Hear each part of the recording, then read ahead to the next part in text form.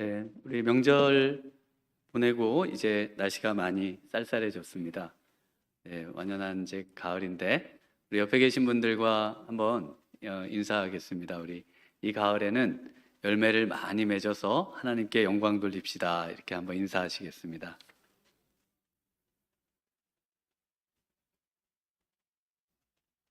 네, 오늘 예수님께서 자신을 포도나무라 그리고 우리는 가지다라고 말씀하셨는데요.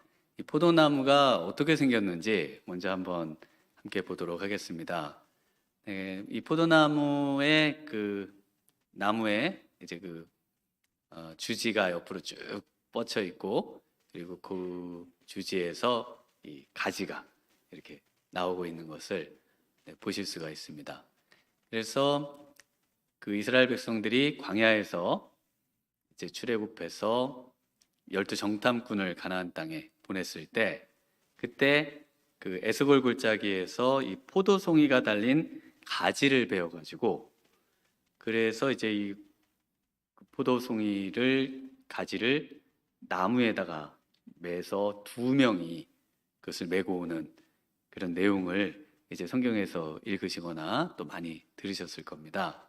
그래서 다음 장에 보시면은 그 메고 오는 어떻게 저걸 포도가 얼마나 크길래 메고 오나. 그런데 그 가지에 보통 포도송이가 한 송이만 맺히는 것이 아니고 한 송이만 맺히는 것은 굉장히 이제 그 기근이 들었거나 아니면 굉장히 이제 흉작일 때, 흉년일 때 그런 것이고요. 보통은 그 가지에 포도송이들이 많이 맺혀 있죠. 그래서 그 포도송이가 맺혀 있는 것을 걸어서 이제 가지고 오는 그런 내용이 되겠습니다. 그래서 에스골이라고 하는 말 자체가 이 포도송이가 많이 달려 있는 그런 가지를 또 의미하고 있습니다. 네, 오늘 예수님께서 이 비유를 통해서 예수님께서 원하시고 또 하나님께서 원하시는 삶은 열매를 맺고 그 열매를 더 많이 맺는 그 삶이라는 것을 말씀해 주고 있습니다. 그래서 열매를 많이 맺으려면은 어떻게 해야 할 것인가를 우리에게 이 비유를 통해서 말씀하고 계시는 것이죠. 그래서 이 비유를 1차적으로는 우리가 비유라는 것을 이해하고 이 말씀을 들으셔야 됩니다. 이 말씀을 사실적인 것으로 이해하거나 또 이것을 문자 그대로 이해하려고 한다면은 이제 많은 문제가 생기게 됩니다. 그래서 우리 예수님께서 우리에게 너희가 너희를 실족해 하거든 너희 오른 눈을 빼어버려라. 그리고 너희를 실족해 하거든 오른팔을 어떻게 해요? 찍어내버려라. 그래서 이런 말씀을 읽을 때마다 내가 오늘도 오른손으로 실족했는데 그럼 오늘은 정말 이 손을 잘라야 되는가? 뭐 이런 막 그 근심들을 막 하고 계시는 분들도 있으신 것 같아요. 그런데 문자적으로 이것을 이해하도록 하지 않으십니다. 물론 우리가 기도하라, 또 감사하라 이런 우리가 1차적으로 또 순종해야 될 말씀도 있지만 기본적으로는 이 비유의 말씀들은 또 어떤 이런 표현들을 통해서 우리에게 하나님의 말씀에 더 순종하고 또 하나님의 말씀에 더 잘 이해하도록 이런 말씀들을 우리에게 주시는 것입니다. 그래서 오늘 비유를 그냥 그대로 이해하면 문제가 생깁니다. 어떤 문제가 생기는가 하면요. 포도나무에서 가지가 나오죠. 그리고 가지에 포도 열매가 맺히는 것은 너무나 자연스러운 일입니다. 그래서 가지는 사실 가지를 잘 포도나무를 들여다보시면은 하는 일이 없어요. 그냥 붙어 있는 거지 뭘 하는 게 없습니다. 그래서 이 만약에 포도나무 비유를 그냥 그대로 이것이 진리다. 그래서 이대로만 이거 우리는 가지다. 예수님은 포도나무시다. 그러면 우리는 아무것도 할 게 없다. 이렇게 결론이 나게 된다는 겁니다. 왜냐하면 5절 말씀을 한번 읽어볼까요? 5절 시작. 나는 포도나무요 너희는 가지라. 그가 내 안에 내가 그 안에 거하면 사람이 열매를 많이 맺나니 나를 떠나서는 너희가 아무것도 할 수 없음이라. 그러시면서 4절에 뭐라고 하셨습니까? 내 안에 거하라. 내 안에 거하라는 명령을 하실 필요가 없으시죠. 우린 이미 예수님의 그런 은혜와 사랑 또 믿음을 통해서 이미 예수님과 포도나무와 가지로 붙어 있는데, 그러면 우리는 그냥 가만히 있으면 되는 것이지 왜 우리를 내 안에 예수님 안에 거하라고 명령을 하십니까? 성경의 모든 명령을 다 지으셔도 되는 거예요. 만약에 이 말씀이 정말 포도나무와 가지, 우리는 가지입니다, 이렇게 하면은 우린 정말 신앙생활에 우리의 어떤 능동적인 활동이 필요가 없게 되는 것이죠. 또 아버지는 농부시다 라고 되어 있지 않습니까? 1절에. 그러면 아버지께서 농부시기 때문에 농부가 포도나무를 가꾸고 열매를 잘 맺게 하는 것에 모든 활동에 농부에게 다 들어가 있지, 가지가 뭐 자기 자신을 뭐 가지치기를 한다든지, 뭐 가지가 비료를 자기가 갖고 와가지고 뭐 이렇게 한다든지 뭐 할 수 있는 게 없어요. 그렇기 때문에 우리가 열매를 많이 맺지 못하는 그 책임은 다 누가 될까요? 바로 농부이신 하나님이 다 책임이 있는 겁니다.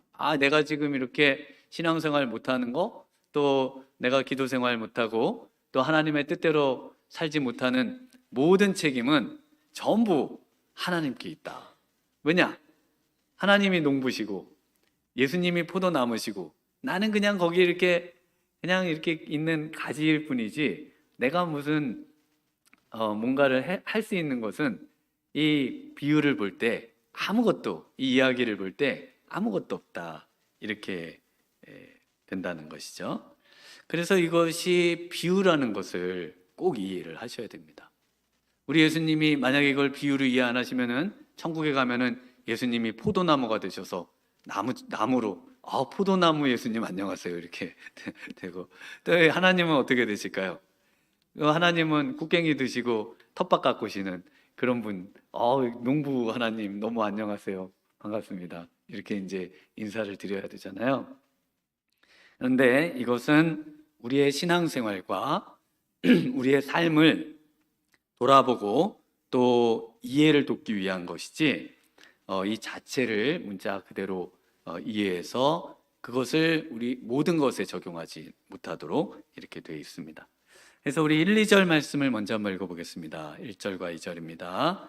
나는 참 포도나무요 내 아버지는 농부라. 물은 내게 붙어 있어 열매를 맺지 아니하는 가지는 아버지께서 그것을 제거해 버리시고, 물은 열매를 맺는 가지는 더 열매를 맺게 하려 하여 그것을 깨끗하게 하시느니라. 네, 그래서 왜 예수님이 포도나무 비유를 또 이야기하시는가? 왜냐하면 이 가나안 땅, 또 이 팔레스타인 땅, 이스라엘 나라에는 기본적으로 풍성한 과실이 7개가 있습니다. 그 7개가 신명기 8장 8절에 나오는데요. 밀과 보리의 수산지, 포도, 무화과, 석류, 감람나무, 꿀의 수산지다. 이렇게 해서 7가지 대표적으로 거기서는 그냥 잘 자라는 것들이 있어요. 밀과 보리, 그리고 과일로는요 포도, 그 다음에 무화과, 석류. 꿀은 뭐냐면은 그 대추야자가 되겠습니다. 그래서 포도를 그 정탐꾼들이 메고 올 때, 포도송이를 메고 올 때 이 무화과와 석류도 같이 가지고 옵니다. 왜냐하면 그건 너무 잘 자라니까요. 그래서 그 포도의 비유를 1차적으로 드는 이유는 포도나무를 어디서나 흔히 볼 수 있고, 또 이 포도나무가 열매를 많이 맺게 하려면은 어떻게 해야 되는지 사람들이 다 너무나 잘 알고 있는 내용이기 때문에 이 말씀을 이제 우리에게 비유로 알려주고 계십니다. 네, 그래서 이 포도 나무를 잘 맺게 하려면 1차적으로 농부에게 책임이 있다고 말씀을 드렸잖아요. 그래서 하나님께서 열매를 많이 맺게 하시려고 어떻게 하시는가? 네, 가지치기를 하시고 또 그것을 다듬으시고 잘 자랄 수 있는 그런 일들을 하십니다. 이것이 우리에게는, 가지에게는 어떤 것으로 다가오는가 하면은 잘려야 되고 뜯겨야 되고 그런 굉장히 고통스러움으로 다가오겠죠. 그래서 하나님께서 우리 신앙인들의 신앙을 위해서 이런 고난과 연단, 고통을 사용하신다는 것입니다. 그래서 1차적으로 하나님께서 우리에게 이 사용하시는 고난과 고통이 우리에게는 있다는 것을 이해하셔야 됩니다. 왜 예수 믿는 나에게 예수 믿으면은 모든 것이 다 잘 되고 잘 풀리고 그리고 어려움이 없고 어려움도 다 이제 걷어가 주시고 그리고 정말 행복만이 차고 넘쳐야 될 텐데 왜 내 삶에는 고난이 순간순간 찾아오고 또 내가 헤쳐나갈 수 없을 만한 무게의 고난도 고통도 다가오는가, 이런 의문이 드실 때가 있다면은 바로 하나님께서 우리로 하여금 열매를 많이 맺는 그런 삶을 원하시기 때문에 우리의 삶 가운데 고난을 허용하시고 또 사용하신다라고 이야기 드릴 수 있겠습니다. 히브리서 12장 6절에 주께서 그 사랑하시는 자를 징계하시고 그가 받으시는 아들마다 채찍질 하심이라. 징계는 다 받는 것이거늘 너희에게 없으면 사생자요 신하들이 아니니라. 그러면서 중요한 말씀을 하십니다.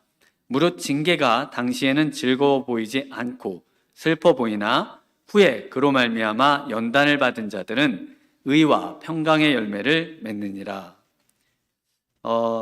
왜 하나님께서 징계하시고 채찍질하시고 연단을 주시고 고난을 주신다고 말합니까? 왜냐하면 열매 맺도록 하기 위해서 그렇다고 말씀하고 계십니다.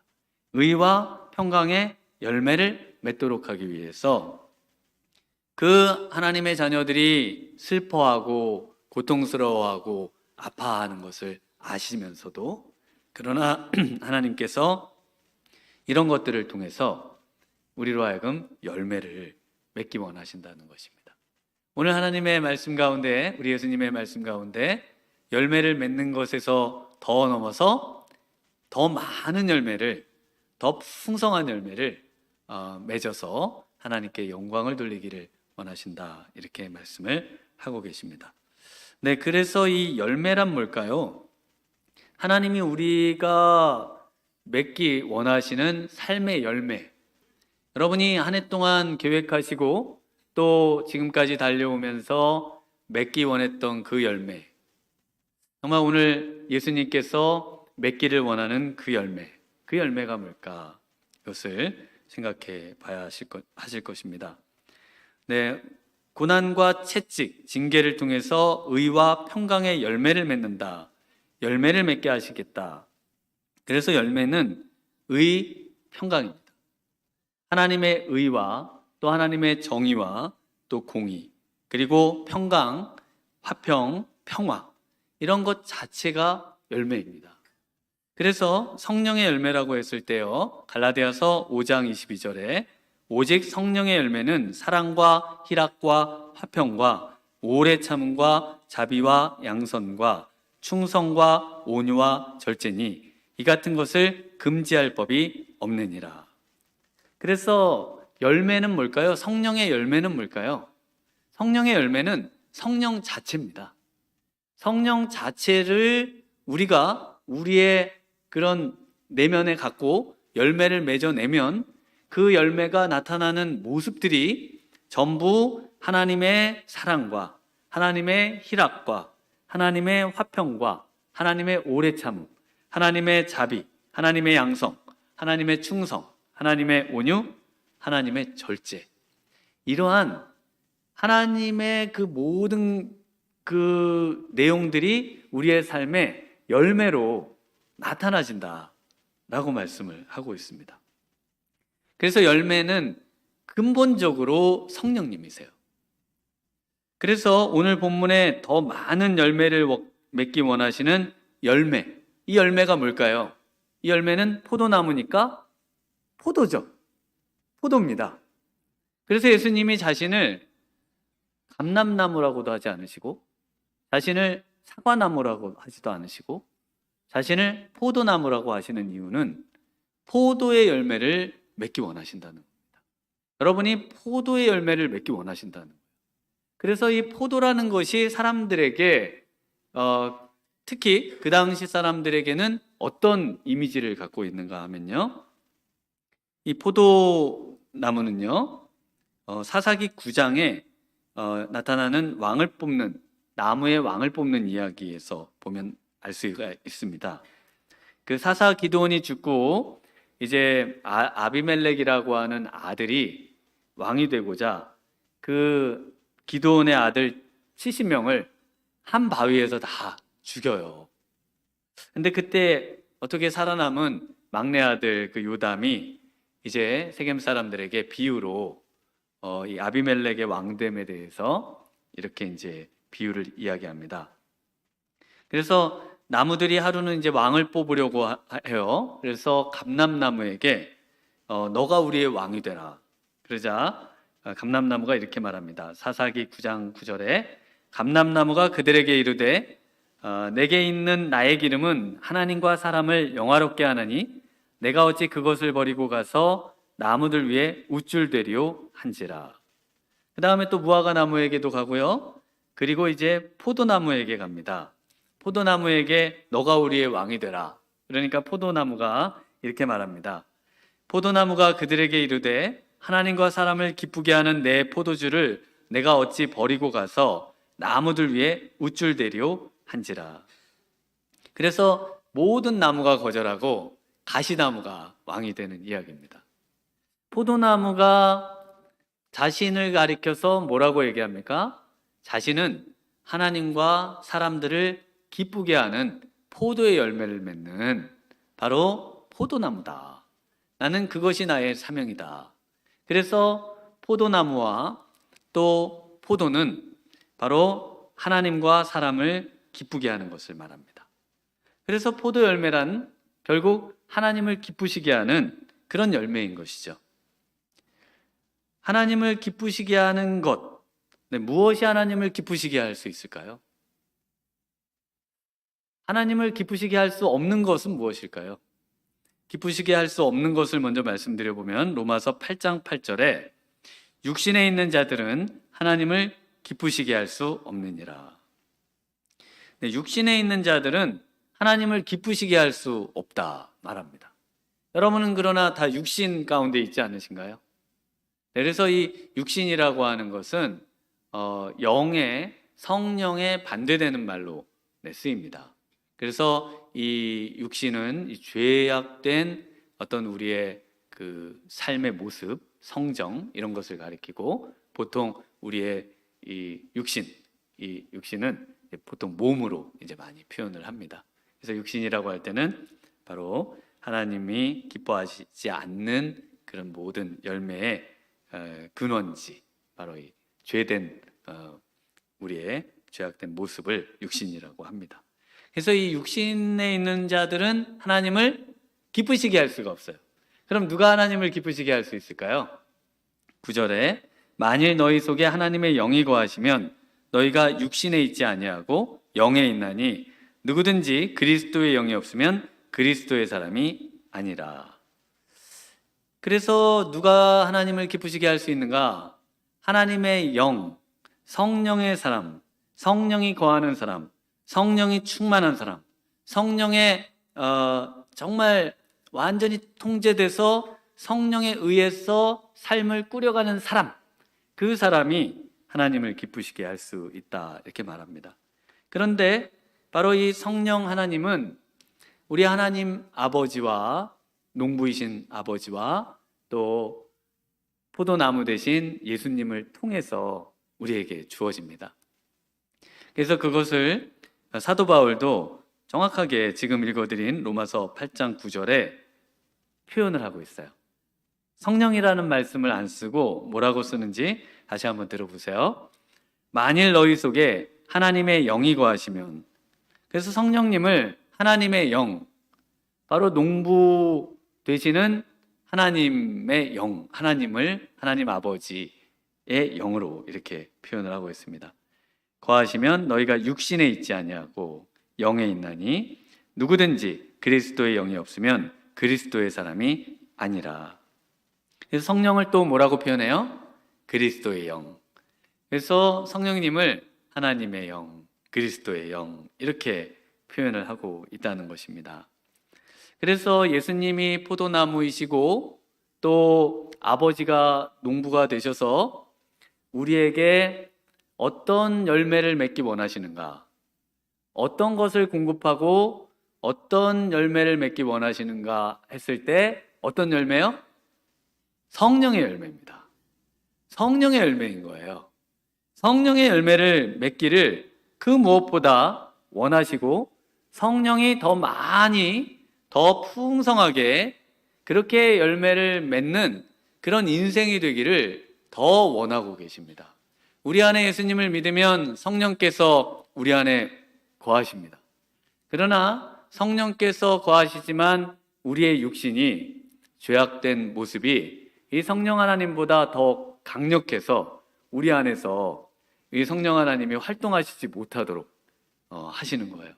그래서 예수님께서는 이 성령이 우리 자체를 완전히 통제하고 그리고 열매를 맺는 그런 삶을 원하시고 이것이 하나님과 예수님이 가장 원하시는 삶이라고 말씀을 하고 있습니다. 열매를 더 맺고 더 맺고 풍성하게 맺고 정말 그래서 많이 맺는 삶, 이 삶은요 성령이 충만한 삶을 가리킵니다. 성령이 충만한 삶, 이것이 정말 이 열매를 의미하고 열매를 많이 맺는 삶을 의미하는 것입니다. 네, 어떻게 이 성령 충만에 이런 열매를 맺을 수 있는가? 네, 첫 번째로는 그 농부의 가지치기 그리고 이 고난을 하나님께서 사용하신다라고 말씀드렸는데요. 우리의 할 일도 말씀을 해주십니다.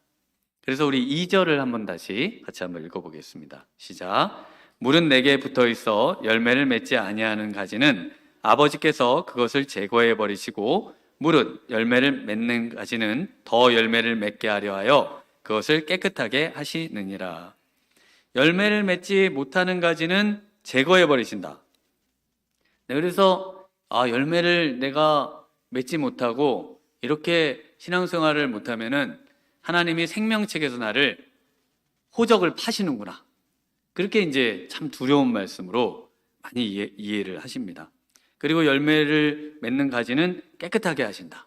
그래서 열매를 조금이라도 맺으면은 하나님이 나를 이렇게 맨날 씻겨주시는구나. 이렇게 이제 문자적으로 이해하실 수가 있는데요. 이 제거해 버리신다 또는 깨끗하게 하신다. 이 표현들은 전부 이 포도나무를 이제 이 기를 때 가지치기를 하는 그 가지치기의 표현들입니다. 그래서 나무를 쳐져 있는 것을 들어 올리고 그리고 나무에 그 가지를 쳐주고 또 그 다음에 순도 쳐주고 하는 그 내용들을 이제 표현하는 말들을 그냥 그대로 문자적으로 번역을 한 겁니다. 그러니까 여기서는 그냥 문자 그대로 번역을 한 거예요. 그래서 제거해 버린다, 또 깨끗하게 한다 이렇게 이제 표현이 되고 있는 것이죠. 그래서 하나님이 우리가 열매를 맺지 않으면은 또 열매를 더 많이 맺지 않으면은 잘라 버리신다. 뭐 이런 의미가 아닙니다. 우리 하나님께서는 이것은 비유예요. 그래서 비유기 때문에 지금 제자들이 이 말씀을 듣고 있습니다. 예수님을 믿기 때문에 또 예수님을 믿는다는 마음을 가지고 있는 사람들이 지금 이 말을 듣고 있어요. 그래서 이 말을 듣고 있는 제자들은 예수님에게서 끊어질 수 없는 끝까지 사랑을 받는 자들입니다. 그래서 이것은 잘라버린다, 뭐 없애버린다 이런 것들은 다 전부 가지를 쳐서 정말 열매를 많이 맺도록 하시겠다는 그런 어떤 표현들을 지금 말씀하고 있는 것입니다.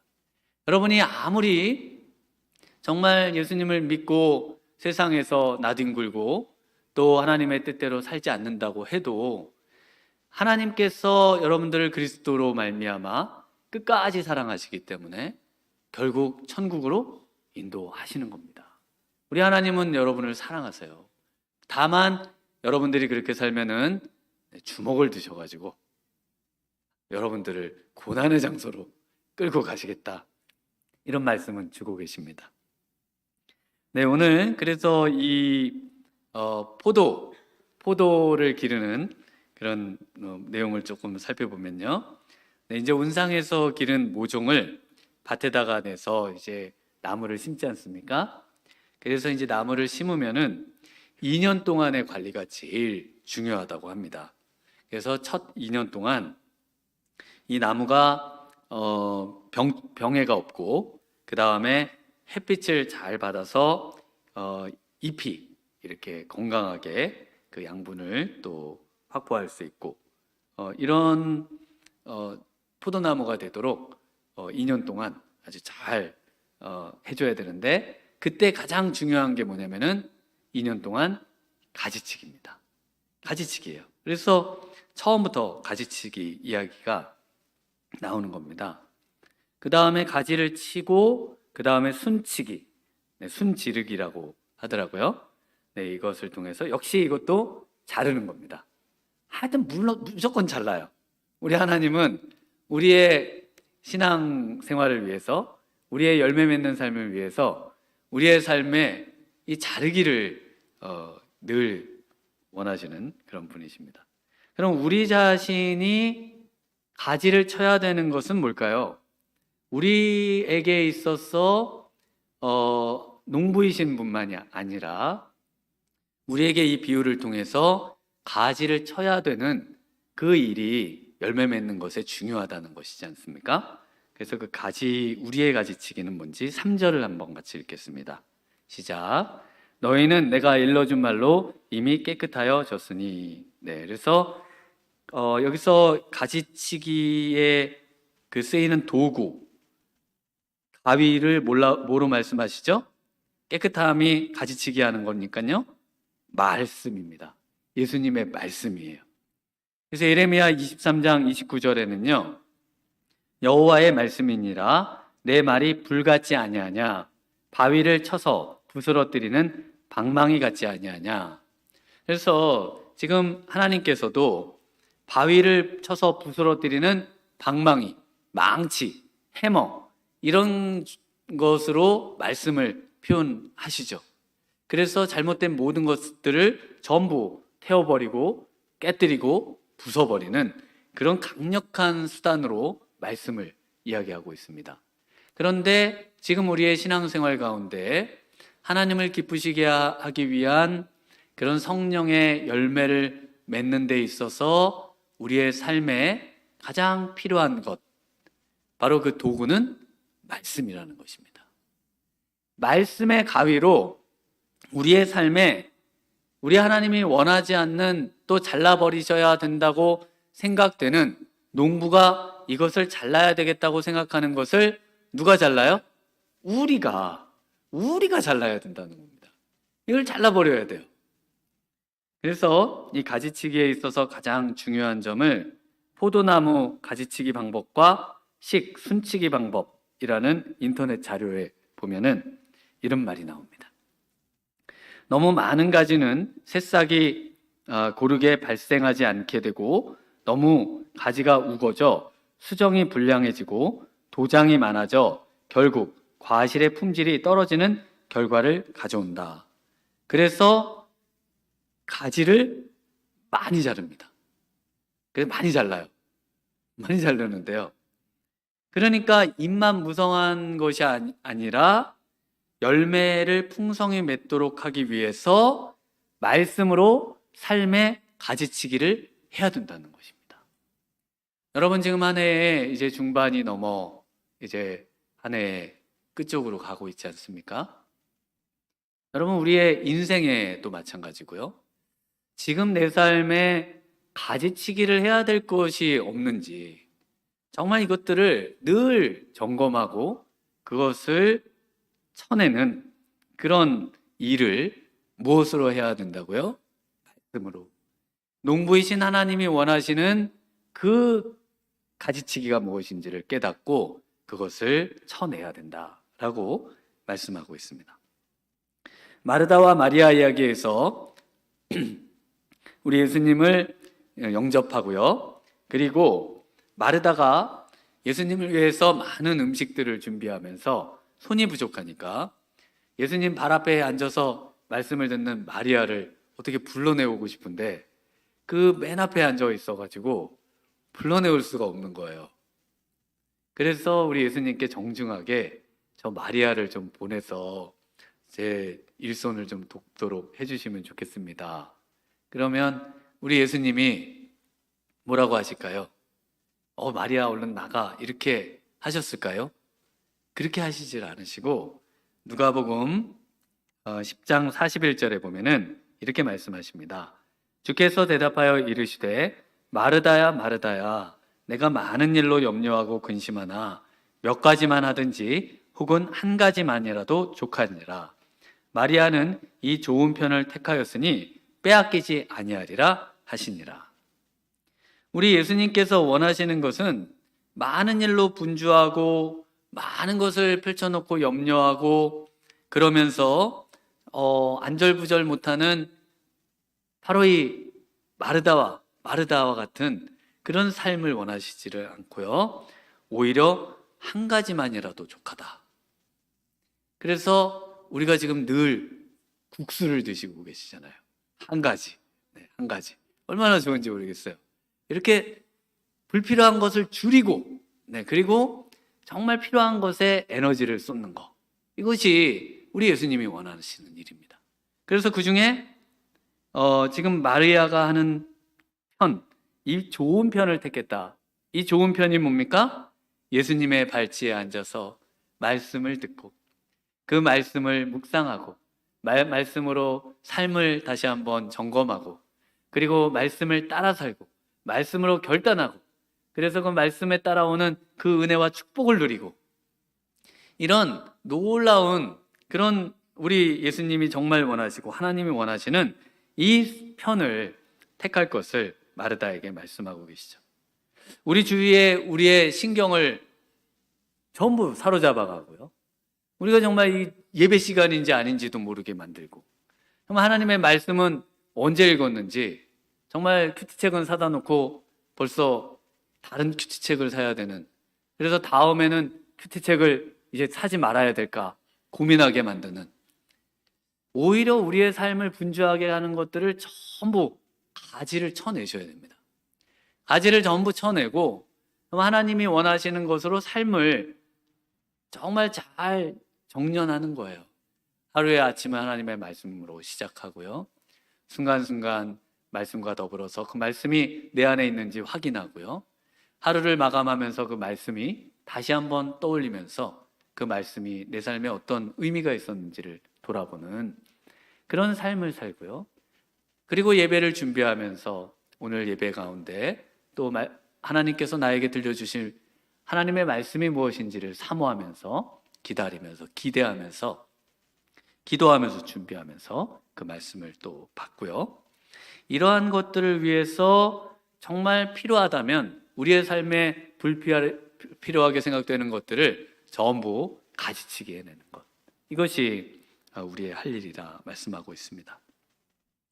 또 아까 읽어드린 그 글에 포도나무 가지치기 방법과 식순치기 방법 그 자료에 조금 더 보면요. 이거 인터넷에 다 있는 자료입니다. 거기에 보면은 아주 중요한 말이 나오더라고요. 가지를 강하게 잘라주는 것이 가장 중요한 핵심 포인트다. 그러니까 가장 중요한 핵심 포인트는 가지를 어떻게 잘라야 돼요? 강하게 잘라야 됩니다. 가능하면 전년도 자란 가지의 30% 정도만 남기고 강하게 잘라준다. 아주 세력이 약한 가지는 1에서 2눈만 남기고 강하게 잘라 내년도에 다시 신초를 받는 것이 더욱 유리하다. 그러니까 아주 강하게 잘라주는 것이 가지치기의 핵심이라는 겁니다. 어설프게 잘라서 이 자른 것도 아니고 안 자른 것도 아니고 이렇게 되는 거 말고요. 그리고 약한 가지는 아예 강하게 잘라가지고 아주 조금만 남겨가지고요. 올해는 열매를 못 맺는 한이 있더라도 내년에는 열매를 많이 맺고 풍성한 열매를 맺을 수 있도록 강하게 그걸 잘라줘야 된다는 거예요. 여러분, 이렇게 강하게 잘라내는 것이 우리의 삶에도 역시 필요합니다. 농부이신 하나님이 원하는 가지치기는 강하게 우리의 삶을 말씀으로 잘라내는 겁니다.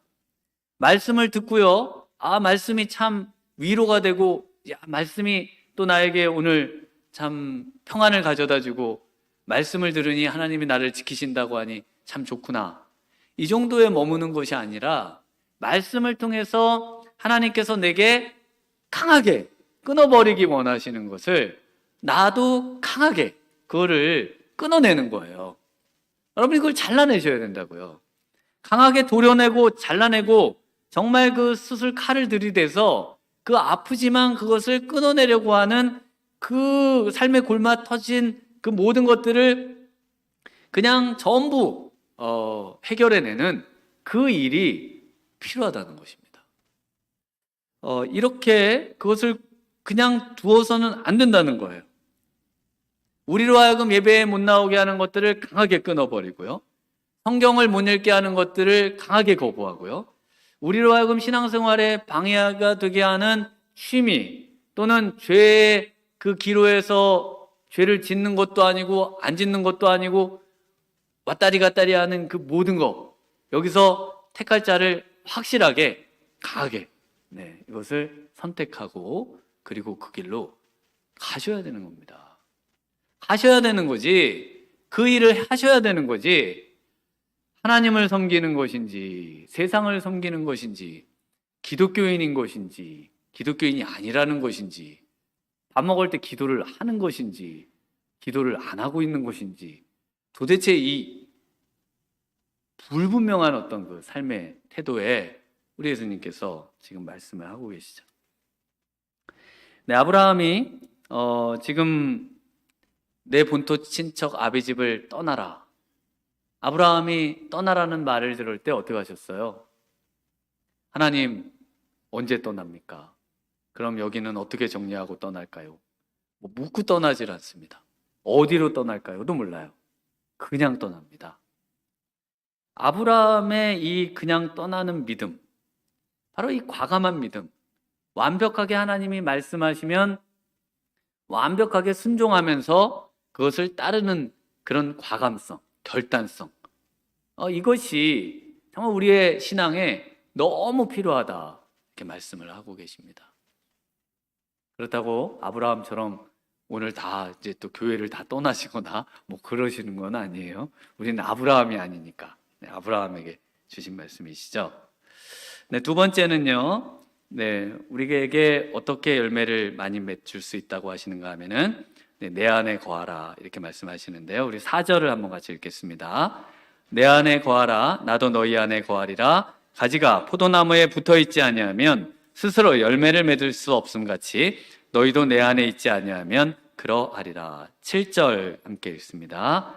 너희가 내 안에 거하고 내 말이 너희 안에 거하면 무엇이든지 원하는 대로 구하라. 그리하면 이루리라. 내 안에 거하라. 포도나무의 가지가 포도나무를 통해서만 영양분을 받고요, 포도나무에서 떨어지는 순간 아무런 생명도 아무런 열매도 못 맺고 못 갖습니다. 그래서 포도나무의 가지는 반드시 포도나무에 붙어 있어야 돼요.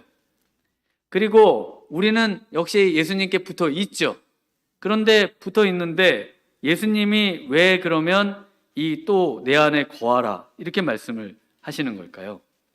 왜냐하면 붙어 있긴 붙어 있는데 강력하게 붙어 있어야 된다는 겁니다. 강력하게. 그래서 이 강력하게 붙어 있는 것을 가리켜서 믿음이라고 합니다. 믿음. 그래서 믿음이 우리 성경에 보면은 강한 믿음이 있고 또 어떤 믿음이 있어요? 약한 믿음, 작은 믿음. 믿음이 나뉘죠. 믿음이 나뉘잖아요.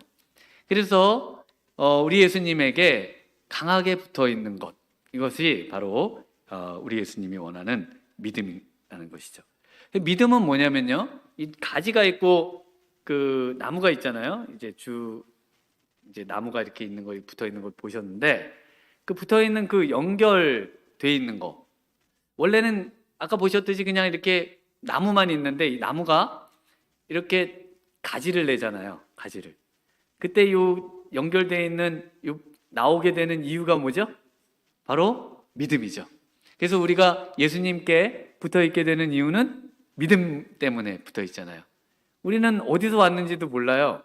우리는 어떻게 예수님께 붙어 있게 됐는지 우리는 그 신비한 걸 잘 모릅니다. 생명의 신비를 잘 몰라요. 그런데 믿음이 바로 그것을 붙어 있게 한다는 것을 성경을 통해서 알 수 있습니다. 그래서 믿음은 바로 이 생명을 이어받는 통로입니다. 믿음이 결국 우리로 하여금 열매를 맺도록 하는 그런 통로예요. 그래서 히브리서 11장 6절에 믿음이 없이는 하나님을 기쁘시게 하지 못하나니 하나님께 나아가는 자는 반드시 그가 계신 것과 또한 그가 자기를 찾는 자들에게 상 주시는 이심을 믿어야 할지니라. 그래서 이 믿음이라고 하는 말이 이제 우리가 많이 쓰시는 말, 아멘이라는 표현이 믿음이라는 표현입니다. 아멘. 아멘이라는 말이 뭘까요? 우리 아멘 찬양할 때도 아멘을 우리가 꼭 하고요. 또 우리가 말씀을 들을 때도 아멘을 외치시고, 또 우리가 찬송가의 끝에도 아멘이 있습니다.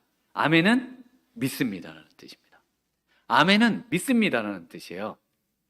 그래서 이 아멘이라는 말의 그 기본적인 그 뜻은 뭐냐면요, 아멘이라는 말은요, 양육하다라는 말을 갖고 있습니다. 의미를. 그래서 그 자녀가 어머니로부터 젖을 물려서 젖의 양육을 받고 자라서 또 이유식을 먹이고 밥을 먹이고 또 장성한 자에 이르기까지 해서 이제 사람의 구실을 하게끔 이제 양육을 하지 않습니까? 그래서 그것처럼 나무가 가지를 바로 그 양분을 공급하는 거, 그것이 바로 믿음이에요. 근데 그 양분을 공급하려면은 연결돼 있어야 되죠. 네, 그 연결, 바로 그 연결이, 그 체결이 믿음입니다. 믿음이에요. 그분의 생명이 흘러 들어오고 또 나무의 생명력이 가지를 통해서 잎사귀를 내고 열매로 맺어지는 거.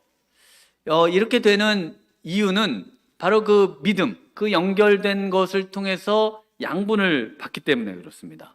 그래서 이 믿음으로 나무와 가지가 하나가 되는 겁니다. 그래서 나무가 가지를 보호하고, 그리고 우리는 붙어 있기만 하면은, 이 믿음을 가지고 정말 나아가기만 하면은 또 역시 열매를 잘 맺을 수 있는 그런 가지가 된다는 것을 말해주고 있습니다. 나무에 붙어 있는 가지가 원하는 것, 나무에 붙어 있는 가지가 원하는 것이 뭘까요? 나무에 붙어 있는 가지는 항상 포도 열매를 맺는 것을 원합니다. 그래서 포도 열매는 하나님과 사람들을 기쁘게 하는 것이잖아요. 내가 예수님께 정말 믿음으로 붙어 있는가, 아니면 다른 걸로 그냥 붙어 있는 건 아닌가 생각해 보실 때, 어떻게 내가 믿음 가운데 붙어 있다는 것을 알 수 있는가 하면은, 내가 하나님과 사람을 기쁘시게 하기 위해서, 기쁘시게 하기 위한 것을 추구하면서 사느냐, 그것을 구하면서 사느냐, 그것을 나의 바램으로 여기면서 사는가, 그것을 우리가 점검해 보면서 알 수 있다는 것입니다.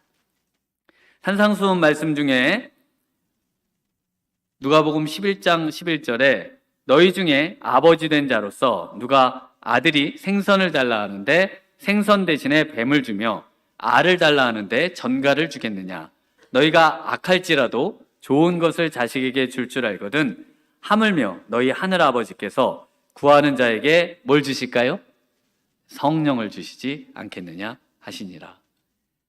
그래서 제가 이 본문을 어릴 때 읽을 때마다 아버지가 아들에게 좋은 것을 주시는데, 그 좋은 거를 하나님께서도 좋은 것을 주신다고 했으면은 우리가 구하는 좀 좋은 거, 집을 주시든지 아니면 좀 좋은 차를 주시든지, 아니면 정말 엄청난 재물을 주시든지, 뭔가 좀 그런 게 더 좋아 보이는데 성령을 주신다 그러시니까 성령은 이거 눈에 보이지도 않고 이게 뭐 좋은 건지 이거 잘 모르겠더라고요.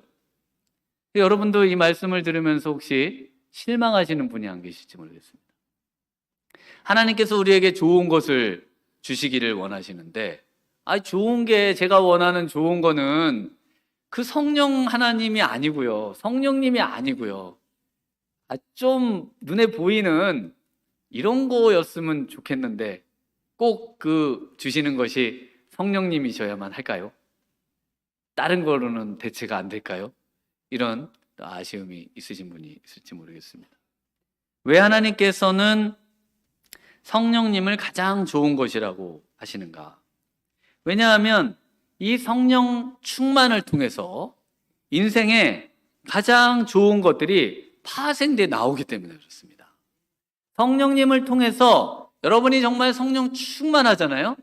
그러면 우리 안에 하나님께서 창조의 원리로 만들어 두신 모든 좋은 것들이 우리를 통해서 마구마구 일어나는 거예요. 그래서 제자들을 보면요, 성령이 너희에게 임하시면 너희가 권능을 받고 온 유대와 사마리아와 땅끝까지 이르러 내 증인이 되리라 하셨죠.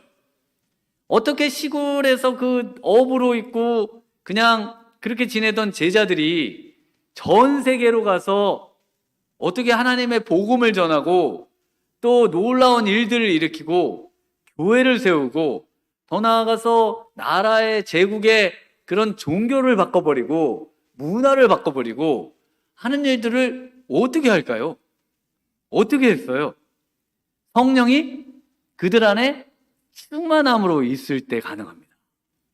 여러분 안에 성령이 충만하시면 이 성령이 우리로 하여금 정말 제자들에게 놀라운 역사로 열매를 맺은 그 많은 열매들을 맺게 해주시는 겁니다. 여러분 안에 꿈꾸게 해주시고, 여러분으로 하여금 일하게 하시고, 여러분으로 소망하게 하시고, 여러분에게 기도하게 하시고. 순서를 바꾸시면 안 돼요. 물질을 주시면 하겠습니다. 물질은요, 하나님이 성령 충만함을 받고 나아가는 자에게 그 모든 것, 무슨 물질이 없어서 교회가 안 세워졌다는 이야기를 성경에서 읽어보신 적 있으세요? 무슨 복음 사역이 안 되거나 하나님의 영혼이 구원받는데 지장이 있었거나 뭐 이런 거 어디서 보신 적 있으세요? 없어요. 하나님께서 성령이 충만해서 하나님의 일들을 감당하며 나아가는 자들에게는 모든 것을 채워주시는 겁니다. 모든 것을 채워주세요. 모든 할 것을 주세요. 지식도 주시고요. 또 필요하다면 느헤미야처럼 정말 높은 자리에 다니엘처럼 올라가기도 하시고요. 또 물질도 주시고요. 또 여러 가지 길들을 열어서 사역의 장들을 하나님께서 펼쳐나가도록 하시는 것입니다. 여러분 정말 성령 충만하시기를 원합니다. 성령 충만해서 정말 우리 하나님이 기뻐하시는 것이 무엇인지를 날마다 내 삶에 점검하고, 우리 하나님이 원하신다면 과감하게 내 삶에 정말 하나님이 기뻐하시지 않는 모든 것들을 끊어버리겠다. 정말 어떻게 하든지 끊고 우리 하나님이 기뻐하시는 삶을 통해서 우리 하나님께 영광을 돌리겠다는 그런 마음으로 승리하시는 우리 복된 성도님들 되시기를 주님의 이름으로 축원합니다. 이 시간 우리 성령이여 임하소서, 이 찬양 우리 함께 찬양하면서 기도로 잠시 나아가도록 하겠습니다.